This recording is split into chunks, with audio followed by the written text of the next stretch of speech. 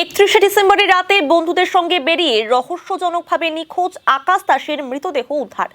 শনিবার ফুলবাড়ির ২ নম্বর গ্রাম পঞ্চায়েতের জয়নগর কলোনি সংলগ্ন জোড়াপানি নদী থেকে তার মৃতদেহ উদ্ধার হয়। নিখোঁজ যুবকের বাড়ি ফুলবাড়ির ২ নম্বর গ্রাম পঞ্চায়েতের লক্ষ্মী জোত এলাকায়।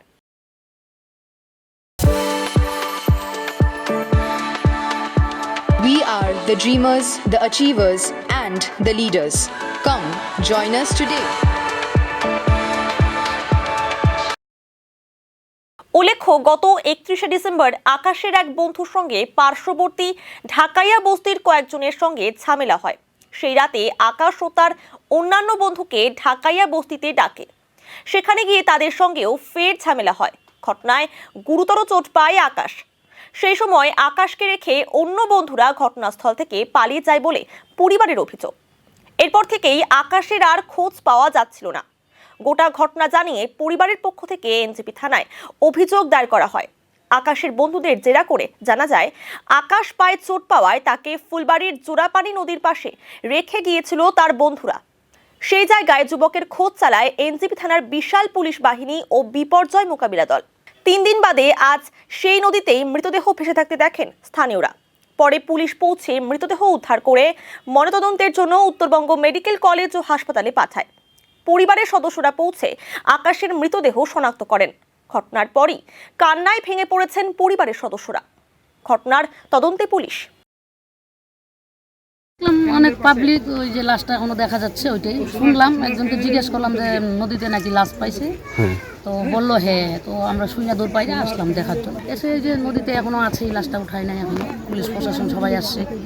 4 দিনের আগে ছেলেটা নিখোঁজ হয়েছিল। আমাদের বাড়ি যে অনেকটা দূরে, তো শুনলাম। চিনা যায় নাই এখনো, তুললে পরে চিনা যাবে। তো আইডিয়া তো উনি যেহেতু গাইড ছিল, উনি হইতে পারে আর কি, ওইটাই সম্ভাবনা। এটা আমাদের পূর্বদন্ত। তো এখানটায় না আমার বাড়ি আশি ঘরে। তো শুনছিলাম 4 বন্ধু নাকি বাড়ির থেকে ডেকে নিয়ে গেছিলো 31 তারিখ রাত্রে 9টা-10টার দিকে। সাধারণত আমি খবর পেয়েছি রাত 3টার দিকে। আসার পর শুনি যার বন্ধুরা ডাইকে নিয়ে গেছে। ডাইকে নিয়ে নাকি বাবা মাকে ডাক দিচ্ছে রাত 3টার দিকে গিয়ে, বলে ভাইকে বলে পাওয়া যাচ্ছে না। আজকে এসে তো দেখলাম ভাইয়েরই ওটা বডি। একটা বেগুনি কালারের একটা হাইনিক ছিল পাতলা, একটা জিন্স প্যান্ট পরানো ছিল। হ্যাঁ, ভাইয়েরই বলে।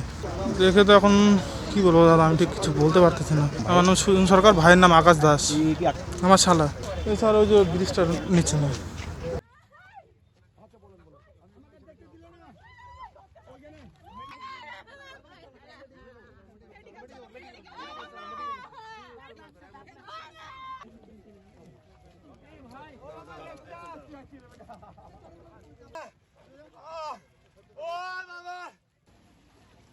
দাঁড়াও দাঁড়াও, ওখানে দাঁড়াও দাঁড়াও, এই পলিথিনটা নিয়ে যাও।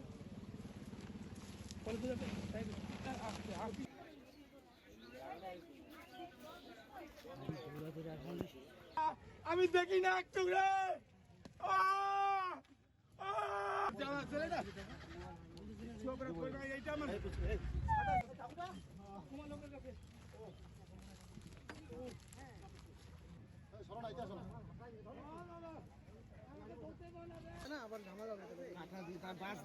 কাঁচে ভর্তি, তো এখানটায় ভর্তি কাঁচ।